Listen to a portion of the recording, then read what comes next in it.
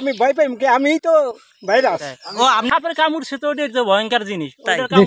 কেমন সাপটা? মোড়া বড় অবশ্যই সাপ পড়ছে। ওরে বাবারে বাবা। আসসালামু আলাইকুম। এগ্রো 36 আধুনিক কৃষি তথ্যভিত্তিক ইউটিউব চ্যানেলে আপনাকে স্বাগতম। ভয়ঙ্কর বিষধর সাপ রাসেলস ভাইপার ফিরে এসেছে। একসময় বিলুপ্তপ্রায় এই সাপ এখন গ্রামগঞ্জের আতঙ্কের নাম। এই সাপে কামড়ের ফলে বিভিন্ন স্থানে অনেক কৃষক মারা গিয়েছে। এই সাপ কতটা ভয়ঙ্কর এবং কৃষকের মনে কতটা ভয় কাজ করছে সেটাই জানবো কয়েকজন কৃষকের কাছ থেকে। দর্শক, এই মুহূর্তে আমরা আছি পাট খেতে, কারণ বর্তমানে এই সময়ে রাসেলস ভাইপার নিয়ে অনেক আলোচনা চলছে এবং অনেকেই আতঙ্কিত হচ্ছে এই সাপ নিয়ে। আমরা তাই কয়েকজন কৃষকের সাথে কথা বলবো, তারা এই সাপ নিয়ে আতঙ্কিত কিনা। এখন আমরা একজনের সাথে কথা বলবো। আসসালামু আলাইকুম। ওয়ালাইকুম সালাম রাহমাতুল্লাহি ওয়া বারাকাতুহু। তো আপনার পরিচয়টা একটু দেন দয়া করে। আমি মোহাম্মদ কাজী ওসমান, একজন কৃষক। পাট কাটতেছেন, ঠিক আছে। বর্তমানে বাংলাদেশ কিন্তু রাসেলস ভাইপার নিয়ে অনেক গুজব রটাচ্ছে যে এটা অনেক বিষধর সাপ। এই সাপ নিয়ে কি আপনি কোনো আতঙ্কিত কিনা সেটা আমি জানতে চাচ্ছিলাম। হ্যাঁ, মানুষের মুখে মুখে শুনি এটা পাহাড়ি একটা সাপ, এটা নিয়ে আতঙ্কিত ভয়। এটা শুনছি এটা খুব বিষধর সাপ। এটা হলো চন্দ্রপুরা সাপ। চন্দ্রপুরা বিষধর সাপ, একটু ভয় ভয় লাগে।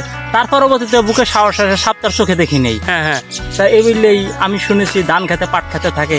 তা আমরা ধান খেতে পাট খেতে বেশিরভাগ কাজ করে আজ পর্যন্ত চোখে দেখি নেই, তাই তেমন একটা ভয় নেই। এই সাপটা কিভাবে থাকে সেটা কি আপনি জানেন? এটা মানুষের মুখ থেকে শুনছি, ধান খেতে পাট খেতে বীর পাশায় থাকে। আর একটু ভয় লাগতেছে, ওইটা বলে কামড় দিলে এটা বিষ নামে না। এই সাপে কামড় দিলে সাথে সাথে আপনার হাসপাতালে গিয়ে অ্যান্টিভেনম দিতে হবে। আর এই সাপে কামড় দিলে কি কি সমস্যা হয় সেটা কি আপনি জানেন? না, সেটা জানেন না। যেমন যে জায়গায় কামড় দেবে 5 মিনিটের মধ্যে ওই জায়গাটা ফুলে যাবে, ফোসকা পড়ে যাবে। যেমন গরম পানি পড়লে যেভাবে ফোসকা পড়ে না, ঠিক এইভাবেই ফোসকা পড়ে যাবে। তাহলে কামড় দিলে সাথে সাথে আপনি কি করবেন, 100 মিনিটের মধ্যে আপনার হাসপাতালে গিয়ে অ্যান্টিভেনম দিতে হবে, ডাক্তারের পরামর্শ নিতে হবে। সবচেয়ে বড় কথা হচ্ছে যে এই সাপ নিয়ে আতঙ্কিত না হয়ে সাবধানতা অবলম্বন করবেন, তাহলে এর থেকে আপনি পরিত্রাণ পেতে পারেন। নির্ভয়ে কাজ করবেন। এবং আরেকটা কাজ করতে পারেন, সেটা হচ্ছে যে গামবুট, সেটা ব্যবহার করতে পারেন। মাঝে মধ্যে তো আপনাকে দেখি যে ট্রাউজার ব্যবহার করেন, ঠিক আছে। তো আজকে লুঙ্গি পরে আসলেন, ঘটনা কি একটু? আজকে আমি খেত দেখতে এসেছি, পাট কাটার নিয়ে আসি নাই। আইসি যখন কৃষক মানুষ কত পাট কাটতে দিয়ে যায়। কাটার সময় আরো কোনো সমস্যা হয় কিনা? হ্যাঁ, সমস্যা যে পাট পচা পানিতে হাত পায়ে চুলকায়, কামড়ায়, ফিটকিরে ব্যবহার করতে হয়, তুইতে ব্যবহার করতে হয়। সাপের কামড় সে তো ওটা ভয়ঙ্কর জিনিস, ওটার কামড়িতে ধরে বেশি। ওটা সারাদিন চুলকাইতেই থাকে, সারা চুলকাইতেই থাকে, ফোসকা পড়ে যায়। হ্যাঁ, ফোসকা পড়ে থাকে। সচেতন ভাবে কাজ করবেন, দেখে শুনে একটু শব্দ করবেন, সেক্ষেত্রে সাপ কোনো আতঙ্ক নয়। এর চেয়েও বিষধর সাপ আছে। তো ঠিক আছে, আপনার জন্য শুভকামনা রইলো, ভালো থাকবেন। আসসালামু আলাইকুম কাকা। ওয়ালাইকুম আসসালাম ওয়া রাহমাতুল্লাহি ওয়া বারাকাতুহু। কেমন আছেন? আলহামদুলিল্লাহ। এখন এখানে কি করতেছেন?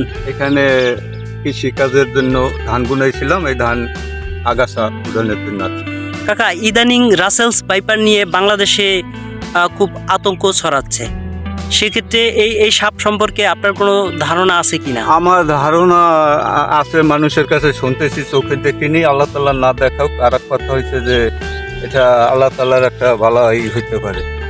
তো এই সাপকে আপনি ভয় পান কিনা, মানে নিজের মধ্যে আতঙ্ক কাজ করে কিনা? ভয় তো থাকতেই পারে, কারণ যেটা চোখে না দেখছি এটা কেমনই যেন একটা অন্য ব্যাপার হইতে পারে।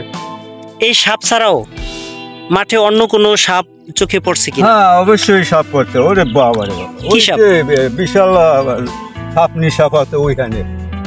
এ তো কিছুদিন আগে ওইটার সাথে দেখা হয়েছিল, দেখলে আর স্থির থাকা কোনো কায়দা নেই। বিশাল দাঁড়াই সাপ। আমি এই যে পুকুরের কাছে দিয়ে মেলা করছিলাম কিছুদিন আগে, লাউ গাছের তলে নিয়ে ছিল, আমি তো দেখি নেই, কিন্তু আমারও ওই দেখছে। তো ফোস করে ওইটাই গাছ লাড়া দিছে, আমি আতঙ্ক হয়ে ভয়ে তোরে লাভ দিয়া এই কাছে খেত ছিল, খেতে দিতে। তো কাকা, এই যেই সাপটার কথা বললাম, এই সাপটা কিন্তু অত হিংস্র না, বুঝছেন। ভয় পাওয়ার কিছু নাই। এটা আপনি যখন কাছে যাবেন তখন ফুসফুস করে শব্দ করবে, প্রেসার কুকার যেভাবে শব্দ করে না, হিসিস শব্দ, ওরকম শব্দ করবে। তাহলে আপনি বুঝতে হবে যে ওই সাপটা ওখানে আছে, ওখানে আমার যাওয়া ঠিক হবে না। হ্যাঁ, সুতরাং আপনারা সাবধানতার সাথে কাজ করলে এটা কোনো সমস্যা না। তো কাকা ঠিক আছে, ভালো থাকেন। ভাইজান কেমন আছেন? ভালো আছি। তো আপনার নামটা একটু বলেন। মোহাম্মদ রাসেল। মোহাম্মদ রাসেল। আচ্ছা, রাসেলস ভাইপার নিয়ে বর্তমানে একটা আতঙ্ক ছড়াইতেছে যে এই সাপে কামড় দিলে অনেক কৃষকই এই পর্যন্ত মারা গেছে। সেক্ষেত্রে আপনার মনে কোনো আতঙ্ক কাজ করতেছে কিনা? এই ক্ষেত্রে আমার মনে কোনো আতঙ্ক নাই। আমি জানি যে ওটা একটা গুজাবি একটা। এই সাপটা যে হিংস্র, এটা কি আপনি জানেন কিনা? হ্যাঁ, হিংস্র। কিন্তু এই সাপটা হলো অলস প্রকৃতির। এখানে আপনি ধরেন ওই কুণ্ডুলি পাকিয়ে থাকে এবং কাছে আসলে হিসিস শব্দ করে, কিন্তু ওই শব্দ থেকে আপনার বুঝতে হবে যে ওখানে যাওয়াটা আপনার ঠিক হবে না। আপনি কিভাবে কি সতর্কতা অবলম্বন করতেছেন? আমি নিশ্চিন্তায় কাজ করি।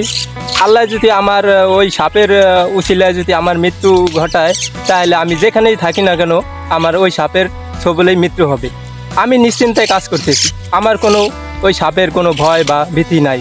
নাই? হ্যাঁ। অন্য সাবধানতা অবলম্বন করতেছেন কিনা, যে যেখানে একটু জোর যারা করি আমাকে একটু সচেতন হওয়া উচিত যে আমরা যে কাজেই করি কিন্তু আমাকে সচেতন থাকতে হবে। তো অনেকেই তো ওই যে মাঠে যাচ্ছে না এটার ভয়ে, আপনি কি ওরকম মানে ভয়ে কাজ করে কিনা? না, ভয়ের কোনো কারণ নাই, মাঠে যাবে না। তাকে তো আল্লাহ মানে দুনিয়াতে পাঠাইছে, তাদের পেট তো আছে, আহার তো করতেই হবে। তাদের রিজিক যদি তারা না করে কামাই না করে তাইলে খাবে কি? ভয়ের তো কোনো কারণ নেই এখানে। ধন্যবাদ। আসসালামু আলাইকুম কাকা, ভালো আছেন? আছি ভালোই। কাকা আপনি কি পাটের জাগ দিতেছেন? পাটের জাগ দিতেছে, আমার হুঁড়া বাইরে দিতেছে। কাকা কচুরি পানার মধ্যে তো রাসেলস ভাইপার থাকে, তো আপনি কি ভয় পাইতেছেন কিনা? আমি ভয় পাই, আমি তো ভাইরাস। ও, আপনি রাসেল ভাইপার? আপনি তার চেয়েও ভয়ঙ্কর? ও আচ্ছা, ঠিক আছে, তো সাবধানে কাজ করেন কাকা। ঠিক আছে। কাকা আপনার সাথে একটু কথা বলি, একটু সময় নষ্ট করি। সেটা হলো কাকা, বর্তমানে রাসেলস ভাইপার নিয়ে আপনি আতঙ্কিত কিনা? আমি আতঙ্কিত। সবাই যখন আতঙ্কিত আমিও আকাঙ্ক্ষিত। আজ এই যে রাসেল ভাইপার এই যে সারা বাংলাদেশে সারাই গেছে, যা আমাকে ভয়তে আমরা মাঠে কাজ করতে পারি না। মানে আপনার আতঙ্ক কাজ করে কি জানেন? এই সাপটা একটু অলস প্রকৃতির এবং কুণ্ডলি পাকিয়ে থাকে। হ্যাঁ, এবং আপনি যখন কাছে যাবেন বা দূরে থাকবেন, ওটা যদি বুঝতে পারে তাহলে হিসিস, ওই যে প্রেসার কুকার যেভাবে হিসিস শব্দ হয় ওরকম শব্দ করবে, বুঝছেন? ওটা বলবে যে না, আমার কাছে আইসো না, আমি এখানে আছি।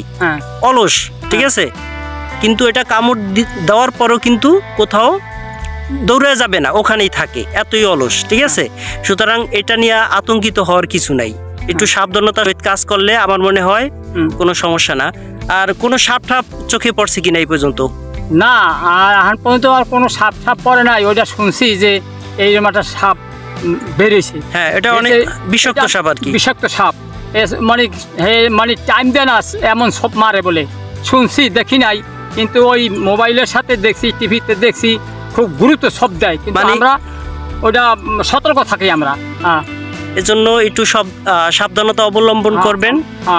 আর যেহেতু এই সাপটা মূলত এই যে ধান ক্ষেত, এটা তো ধান ক্ষেত, ঠিক আছে, ধান খেতে ওই যে ইঁদুর খাওয়ার জন্য আসে, সেক্ষেত্রে যখন কাজ করবেন একটু সাবধানতা অবলম্বন করেন। আর আপনি দর্শক, এখন আমরা আরেকজন কৃষকের সাথে কথা বলবো যিনি ধান লাগাবেন এখন। ইনুস, তুমি তো ওই যে রাসেলস ভাইপার নিয়ে এই অনেক গুঞ্জন শুনছো, ঠিক আছে, এটা সম্পর্কে তোমার ধারণাটা কি একটু বলো তো? মানে এই সাপ নিয়ে তোমার মনের মধ্যে কোনো আতঙ্ক কাজ করে কিনা? মানে ভয়ে থাকো তুমি? কিরকম ভয়? দূরে থাকতে হয়, দূরে। এই সাপটা দেখছো তুমি? দেখছি। কেমন সাপটা? মোড়া বড়। ওটা বড়? তো এটা এই কোথায় থাকে সেটা কি তুমি জানো? জঙ্গলে। জঙ্গলে ধান খেতে থাকে, পাট খেতে থাকে, ঠিক আছে। আচ্ছা, তো এইটা কামড় দিলে তুমি কি করবা? কামড় দিলে আর কি করবো? কামড় দিলে ডাক্তার দেওয়া যাইতে, হাসপাতাল, মেডিকেল আনার ওজা ধরতে। আচ্ছা, তা সাবধানতা অবলম্বন করতে হবে, তাই তো? আচ্ছা, ঠিক আছে।